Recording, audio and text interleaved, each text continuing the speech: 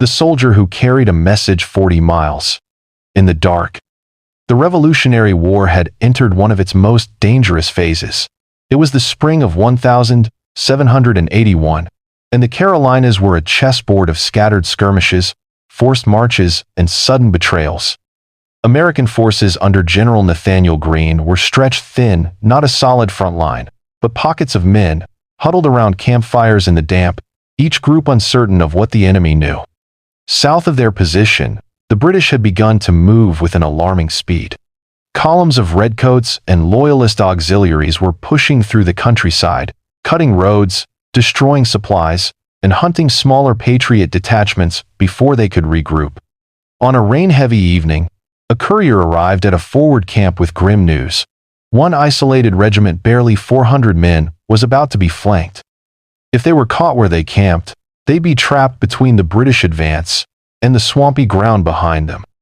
The only way to save them was to get word to Greene's main force, 40 miles away, before the British struck at first light.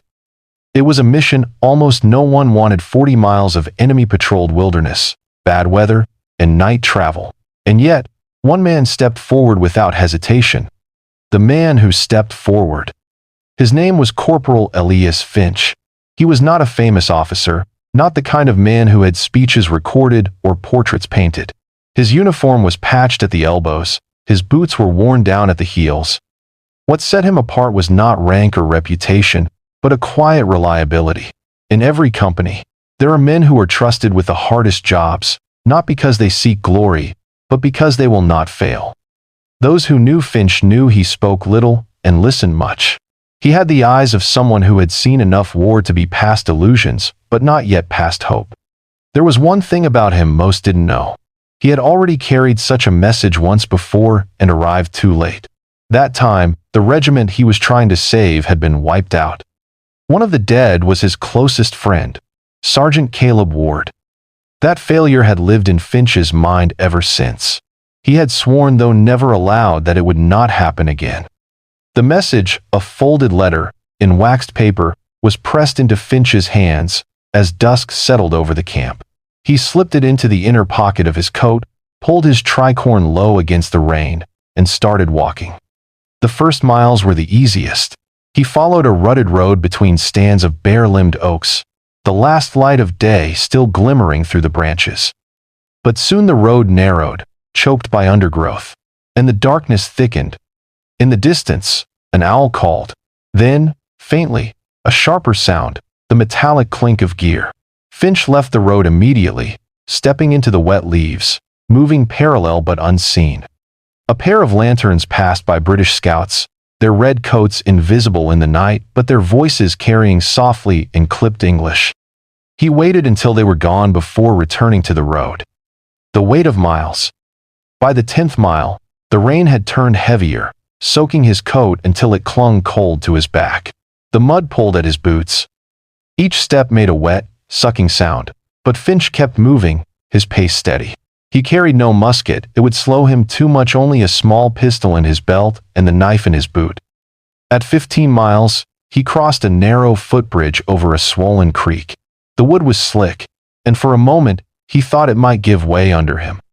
He gripped the rope handrail and forced himself across, the black water rushing below. At 20 miles, his legs began to ache. He forced himself to remember Sergeant Ward, the laugh, the stubborn way he tied his neckcloth, the look on his face when they'd first marched into battle. Finch didn't want to see that face again in death. Enemy in the pass. Near the 30-mile mark, the road cut through a rocky pass between two ridges. It was the perfect place for an ambush, and Finch knew it. He slowed, scanning the shadows ahead. Movement: 3 figures in the road. British scouts again. Finch slipped off the road and into the pines, crouching low. He could smell the resin in the cold air, hear the muffled thud of his own heartbeat. For 20 minutes, he moved through the trees beside them, careful to keep pace without being seen. When they finally veered away toward the sound of running water, Finch returned to the road. Every minute counted. The final push. The last 10 miles were the hardest. The rain had slowed, but a mist rose from the ground, clinging to the road and hiding the way ahead. His calves cramped, his shoulders ached. He could feel the skin of his heels tearing inside his boots. But he didn't slow. At last, in the faintest light of pre-dawn, he saw it. The wooden palisade of the outpost, its gate dark against the gray sky. A sentry peered down from the wall. "Who goes there?" "Message. For General Greene," Finch said, his voice low but steady. The gate opened. Inside, an officer took the letter and broke the seal. His eyes widened as he read, then he turned sharply and began issuing orders. Men scrambled, pulling on coats, grabbing muskets. Somewhere beyond the walls, a bugle call echoed. Because of that message, Greene's men moved in time to intercept the British column before it could trap the isolated regiment. The skirmish that followed was brief and decisive. The British advance faltered, and the Patriot regiment was saved with minimal loss. In the grand scale of the war, it was a small action, barely noted in the official reports. But for the men who had been staring down certain destruction, it was everything. Finch did not stay to bask in their gratitude. Once his task was done, he rested briefly, then took a place in the line as if nothing had happened. But word of his 40-mile journey spread quietly among the men. There was no medal, no promotion, but soldiers who had once only nodded to him now stopped to grip his shoulder when they passed. When a young recruit asked him later why he'd volunteered, Finch had simply said, "Sometimes a man doesn't need orders. He just needs to remember who's waiting on the other side of the dark." It was the only explanation he ever gave. Years later, after the war ended and the army dispersed, his name didn't make the history books, but among those who had marched beside him, his story lived on told around campfires and in quiet taverns. They remembered the rain, the mud, and the man who walked 40 miles in the dark to carry a message. And they remembered what that message had saved, not just a regiment, but the belief that one determined man could still change the course of a battle. Silence is not weakness. Finch was once overheard saying, "It's the space where courage breathes."